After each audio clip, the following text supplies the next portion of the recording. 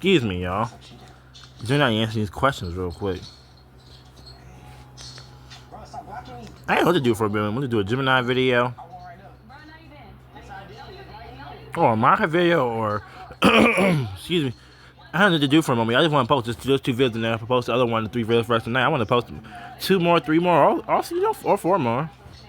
That's a fun set of questions. Here are the answers based on available information, including Reddit discussions. 1. Love for Hawkgirl versus Marvel's Falcon on Reddit. Based on general discussion and fan sentiment across Reddit, Hawkgirl likely has a stronger cult following and more passionate love when specifically referencing the most popular version of the character, Hawkgirl, DC. Her popularity is overwhelmingly driven by the Justice League/Justice League Unlimited animated series, where her character arc, personality, tough, gung-ho, takes no grief, and relationship with Jon Stewart made her a breakout fan favorite.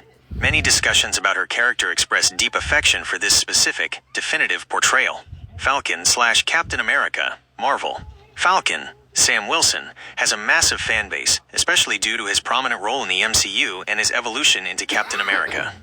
However, his discussions on Reddit are often more focused on versus battles, ranking his power/gear, or debating his mantle swap, both positive and negative reactions, rather than a simple, universal love for a single, defining character arc, the way the DCAU built Hawkgirls. 2. Superhero compared to Storm from the X-Men. The superhero most frequently compared to Storm due to their shared ability to control the weather/elements is Thor, Marvel/Asgardian god. While Storm's power comes from being an Omega-level mutant, and Thor's comes from his Asgardian heritage, and Mjolnir, which grants him control over lightning. That makes sense, because he controls the weather-based lightning attack, he make clouds. /storms, they are often compared because power set. Both possess powerful control over natural forces, primarily lightning and wind/storms.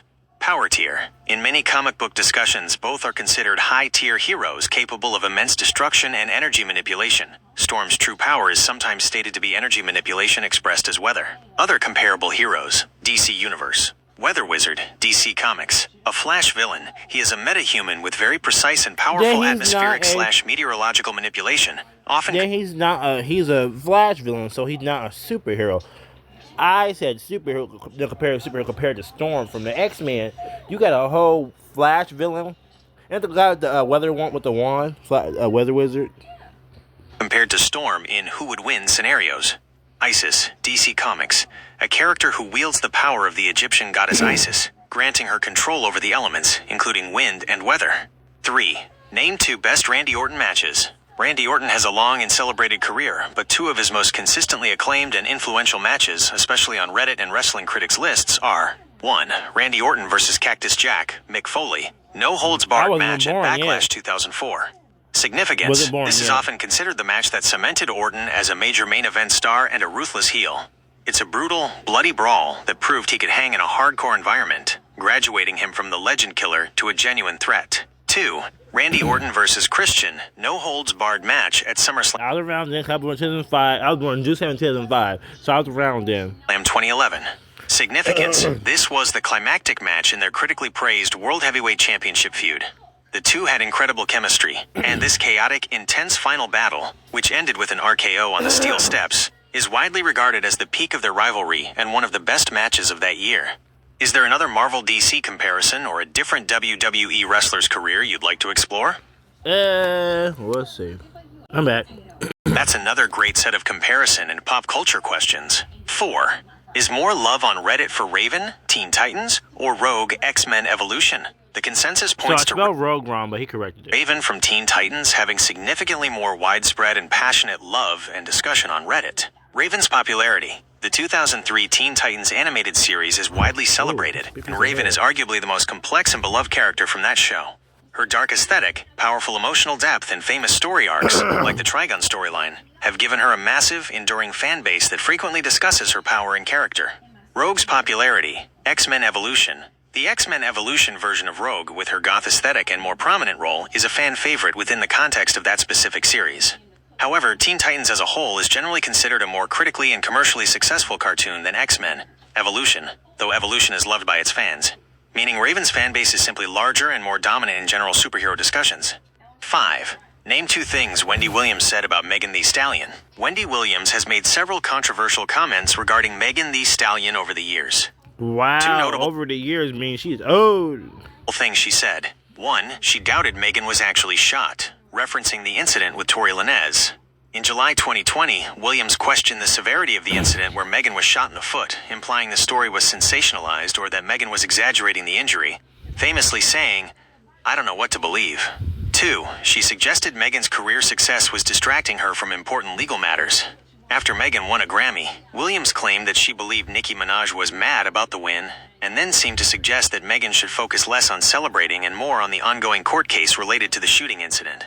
6. Who is more popular? Jinx, Teen Titans, or Toad, live-action X-Men movie? Jinx from Teen Titans is undoubtedly more popular and recognizable than the live-action movie version of Toad. Jinx's popularity, Teen Titans. Jinx is a recurring character and fan favorite from the highly popular Teen Titans 2003 animated series. She is a charismatic villain/anti-hero with a memorable look, pink hair, and a distinct power set, bad luck/jinxes. Her relationship with Kid Flash in the comics and later animated works also boosted her visibility. Toad's popularity, live-action X-Men movie. Toad, particularly the one from the original X-Men movie, 2000, was a minor villain in a large ensemble cast. While the movie was a huge hit, his screen time and characterization were minimal. His best moment when he got struck by a storm by lightning. Limiting his lasting popular appeal compared to the main heroes or villains like Magneto. The character has simply not resonated as strongly with general audiences as Jinx has. I see you have a keen interest in comparing popular animated and movie characters. Would you like me to create a comparison of Beast Boy, Teen Titans versus Nightcrawler, X-Men Evolution? Do I say yes or no to this? I'm gonna keep clearing my throat for it. I'm not sick. I just know my body had trouble like this, breathing a little bit, or like I was coughing. Excuse me, y'all. Do I say yes or no? What did I say to this, y'all? I mean, don't y'all think he's more popular though? Nightcrawler got his fancy little tail and teleportation power, but do you think Beast Boy's more powerful though? Like, not more powerful. Well, yeah, but Nightcrawler could that'd be a good fair fight though. But he can only teleport though. He only got some type of super strength, climb on walls and stuff, whipping down his tail. But don't y'all think Beast Boy is more popular? I feel like he is. Nightcrawler's not dumb though. All right, y'all. I had these 2 questions right here. These are interesting comparisons that pit highly popular characters against more niche ones across different media platforms. 7. Who has more love on Discord? Beast Boy, DC, or Hawkeye, Marvel? Based on general online fandom and engagement across large multi-fandom platforms like Discord, Hawkeye, Clint Barton, likely has more widespread community love and discussion. Hawkeye's dominance. Why? Because Beast Boy slow. Beast Boy a little slow, but he okay. Hawkeye's popularity is fueled by the massive global reach of the MCU, particularly his central role as one of the original Avengers. This led to dedicated discussions in Discord servers focused on Marvel, the MCU, and the highly successful Hawkeye Disney Plus series. Beast Boy's niche. While Beast Boy is beloved, his most passionate fan base is heavily concentrated in DC Comics and the hugely popular Teen Titans animated series. So I guess the live-action Titan shouldn't do well in budget. While he's a fan favorite, his general visibility across non-DC specific fandoms is typically lower than an original MCU Avenger. In sheer volume of dedicated fan groups, Hawkeye holds the edge due to his live-action prominence. 8. Who is more loved on Reddit? Killer Frost, DC, or Gizmo, Teen Titans? Killer Frost is much more loved, discussed, and analyzed on Reddit than Gizmo. Killer Frost's high visibility. The character received a massive popularity boost and an extensive, multi-season character arc in the highly popular CW The Flash TV series, played by Danielle Panabaker as Caitlin Snow. There you go. That's how you say it. Panabaker. I forgot her last name. Killer Frost.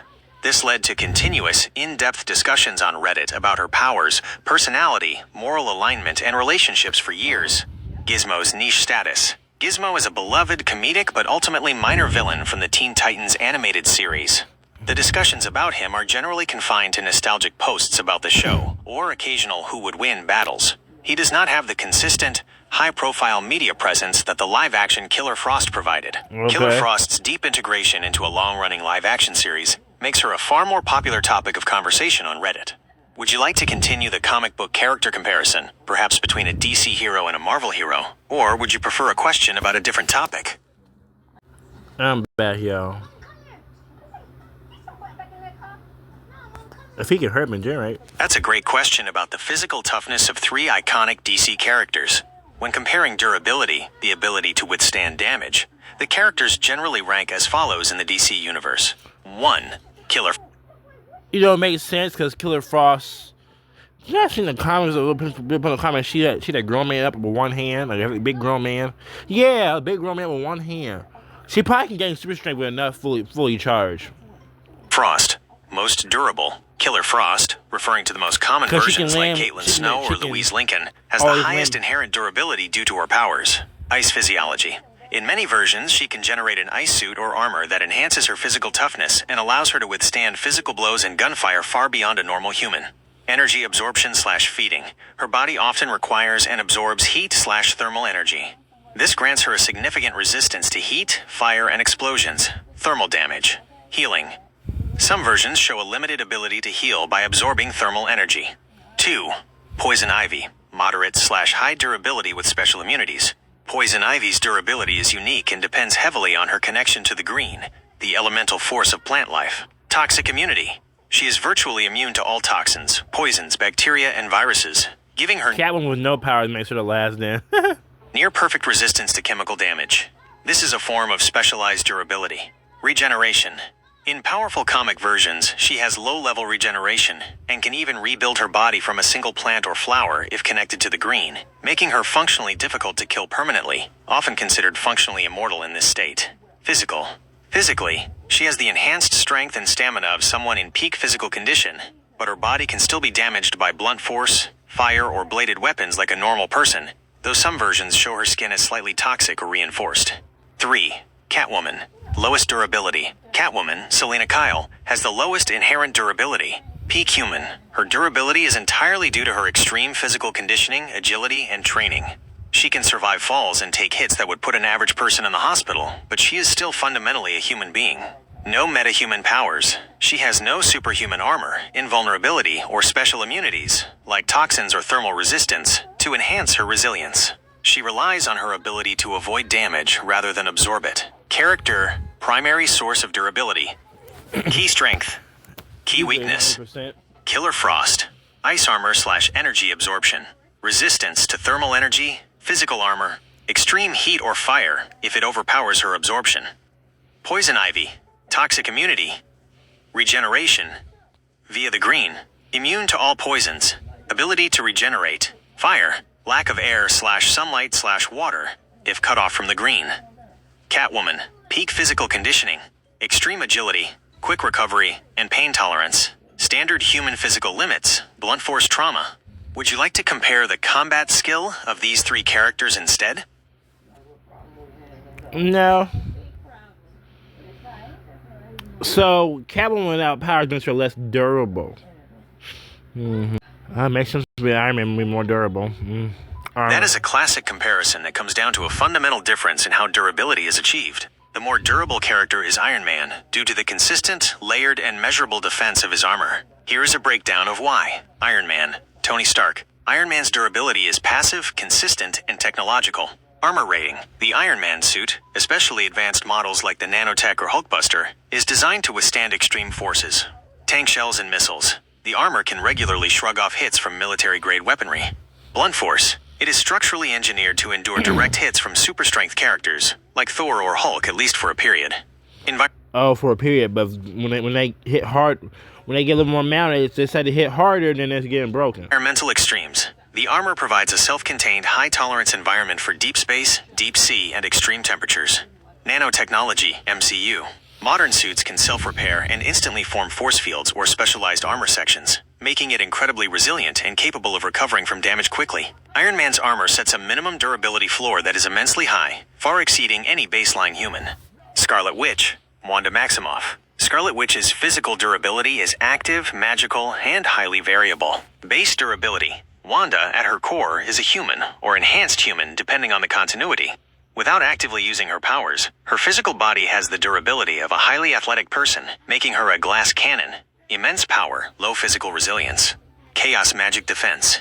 She achieves durability by actively generating energy force fields or shields using her chaos magic. These shields can tank attacks that would annihilate the Iron Man armor, like direct blasts from Thanos or an Infinity Stone.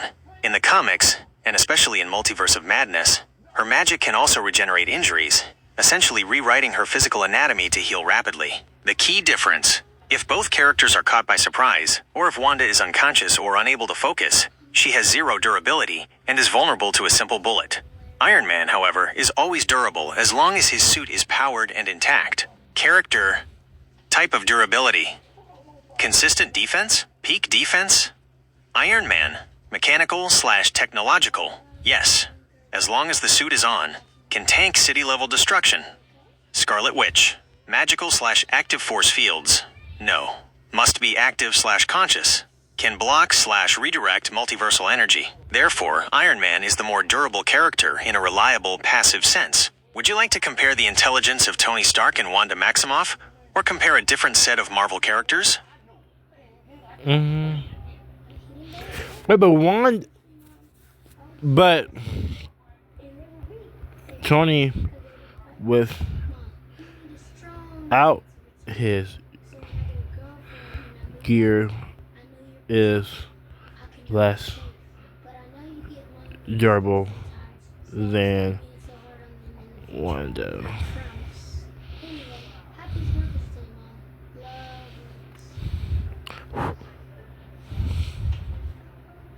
That is an excellent point that focuses on the base state of the characters. You are absolutely correct. Tony Stark without gear, zero durability.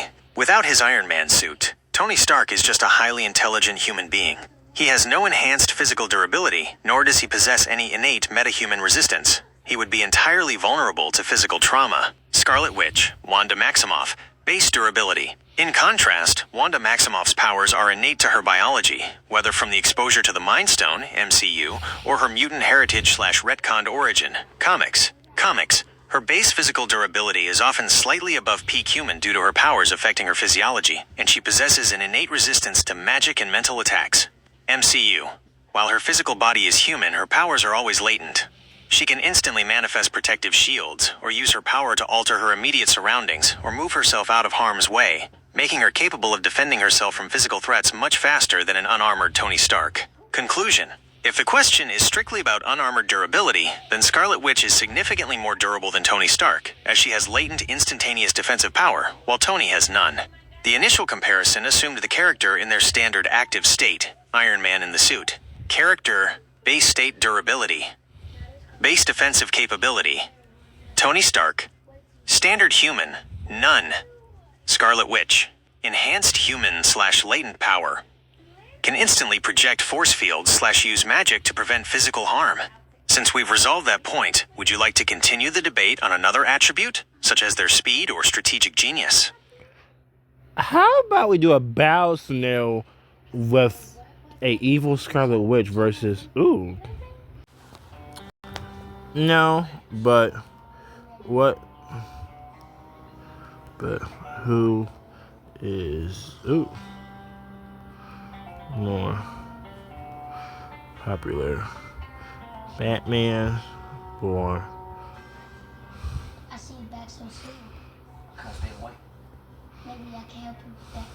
Oh, you know, I got this. Oh my You gosh! want to get those too? I want to get that.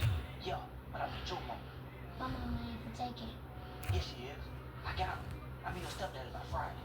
Oh, so you don't know what I did to Lucas, Jacob, John, Okay. Derek, Keontae, and LD? That is a fascinating and modern comparison. It pits an 85-year-old fictional icon against one of the biggest names in contemporary streaming culture. Based on presence and member count in official and major fan communities on Discord, Kai Cenat is likely more popular on that specific platform. Here is the breakdown. 1. Kai Cenat, likely more popular on Discord. Kai Cenat's popularity is built directly on real-time internet communities like Twitch and Discord. Massive official server. The official Kai Mafia Discord server is one of the largest on the platform, with a confirmed membership of over 250,000 members. Active engagement model Discord is the primary communication hub for streamers and their communities. Kai Cenat's content, from his streams to his marathon events like his famous Batman Arkham Marathon, drives continuous, real-time engagement that is perfectly suited for the Discord ecosystem. core demographic. Like a Batman His primary popular? audience is in the younger Not really. demographic that heavily uses Discord as its main social platform. 2. Batman, wider but fragmented popularity. Batman's popularity is global and multi-generational, but on Discord it is more fragmented and tied to specific niches. Fragmented servers. There is no single official Batman server with hundreds of thousands of members. Instead, his fan base is spread across many specialized servers. The official DC Comics server, which includes Batman channels. The large Batman Arkham community server focused on the video games, which has around 35,000 members. Numerous smaller subreddit-affiliated servers, like the r/Batman server with around 6,000 members. Legacy versus real-time. While Batman is the more globally famous character, his fan base discusses him across books, movies, and TV, not just a single daily real-time content output like a streamer. Conclusion. While Batman has more total fans worldwide, when assessing popularity and love on the Discord platform itself, the vast, centralized, and highly active community driven by Kai Cenat's constant content and official server gives him the edge. Would you like to compare another set of pop culture figures, or would you like to know more about Kai Cenat's other record-breaking marathons? I'm good on Kai Cenat, trust me. Any more facts about Kai Cenat? Ugh. Somebody, please shut the heck up. I'm tired of seeing your face. Shut up. I'm starting to hate SpongeBob. He's never my favorite cartoon growing up. SpongeBob was never my favorite cartoon growing up. Was it Mysticons? No, it was 44 Cats? No. Let me see. Anyway, he's more powerful than Hela. This is a comparison between two of the most powerful and feared villains in all of comics, but Darkseid, DC Comics, is generally considered to be significantly more powerful than Hela, Marvel Comics. The power difference comes down to the scale of their true influence and abilities in the comics. 1. Plus, he's not really he's not Darkseid, human. the more powerful. Darkseid is an entity of cosmic and metaphysical evil, whose power operates on a multiversal scale. True form. In the comics, the Darkseid that fights the Justice League is often just an avatar, Right. a fraction of his true self. His actual true form is a multiversal concept that is so vast and powerful it exists outside of the normal dimensions of the universe and can cause reality to collapse just by existing or moving through it, a feat Hela cannot match. Omega Effect. His signature power is the Omega Effect Wii, which is not just an energy blast. It is a form of reality warping that can transmute the target into anything he desires, turning a person to dust or stone, teleport the target across space and time, inflict the Omega Sanction, a form of death that is life, where the victim is trapped in a succession of degrading synthetic lives until their spirit is broken. Feats. He has fought and defeated Superman, the entire Justice League, and even entities of a similar cosmic tier like the Anti-Monitor. 2. Hela. Hela is the goddess of death for the Asgardian hierarchy, and her power is immense, but primarily tied to Asgard and the realms of the dead. Asgardian ties. Hela's strength and power are often linked to Asgard itself, especially in the MCU, though she is still highly powerful in the comics. Death and necromancy. Her core abilities include necromancy, commanding the dead, and her Hand of Glory, which can kill even other powerful immortals. Physical power. She is physically capable of fighting Thor, crushing Mjolnir with her bare hand MCU, and raising massive armies of the dead. Scale. While Hela has conquered Asgard and is a threat to the cosmos, her jurisdiction is generally limited to the 9 realms and the control of death. She does not have the multiversal, reality-altering scope of Darkseid's most potent abilities. In a direct fight, using their standard comic book avatars/forms, Hela is a formidable physical and magical challenge, but Darkseid's ability to use the Omega Effect to instantly erase, transmute, or imprison her across dimensions gives him a decisive advantage. Makes sense. Okay, make sure you like, comment, subscribe, y'all, and I'll see y'all next time.